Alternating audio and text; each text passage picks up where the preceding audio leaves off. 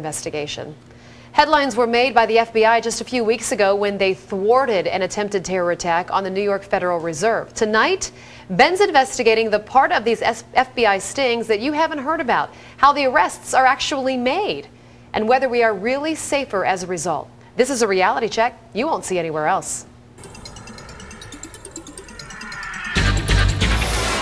The arrest of a Bangladeshi man accused of plotting to blow up the Federal Reserve Bank in New York was a picture-perfect example of how undercover operations can thwart potential terrorist attacks.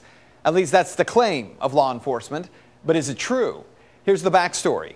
Earlier this month, the FBI arrested a 22-year-old Bangladeshi student. They say he came to the United States to blow up a car bomb outside the Federal Reserve building in Manhattan. Prosecutors say the student was apparently motivated by al-Qaeda but not affiliated, and his attempt to detonate a 1,000-pound bomb was foiled by the FBI. So what exactly is the FBI foiling?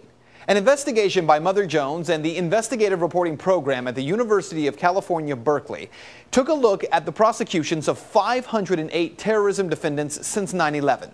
And what was found? Nearly half of the prosecutions involved the use of informants. Informants who were paid as much as $100,000 per assignment or who were working off criminal or immigration violations.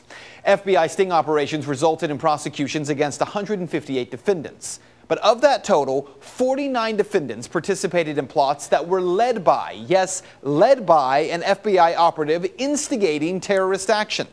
So the question is, in many of these cases, including this latest one outside the Federal Reserve Bank, are the FBI preventing terror attacks or creating terror plots in order to stop them? Take the case of 6 terrorists arrested for trying to blow up a Cleveland bridge last year. The group were self-proclaimed anarchists, part of Occupy Cleveland. They wanted to blow up a bridge in the Cuyahoga Valley National Park, and the FBI led a sting to bring them down. But in court, it was revealed that the anarchist who convinced the group to blow up a big bridge, led them to an arms merchant, drove the team to the bomb site with a dud bomb, was an FBI informant. And there are multiple other cases as well. The 2004 sting involving a 24-year-old Pakistani immigrant. He was sentenced to 30 years in prison for plotting to bomb a subway station in New York City. Turns out the man who recruited him, also an FBI informant. His lawyers say that he was entrapped. So is this entrapment? Let's talk about that for a minute, because the legal definition of entrapment means that the FBI can provide bombs, guns, or money, but if the suspect originally intended to commit the crime, it's still not entrapment. Interestingly, though, in the case of that subway bomber, every meeting was recorded between him and the informant except for the first one.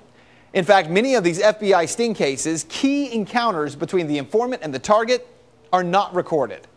And then there's the case of the Newburgh Four, 4 black Muslim men sentenced for plotting to blow up a Bronx synagogue. Well, they were offered up to $250,000 by a government informant. So what all of this means for you is that the FBI may be making all of us safer by picking up these lone wolf terrorists, and they say they are.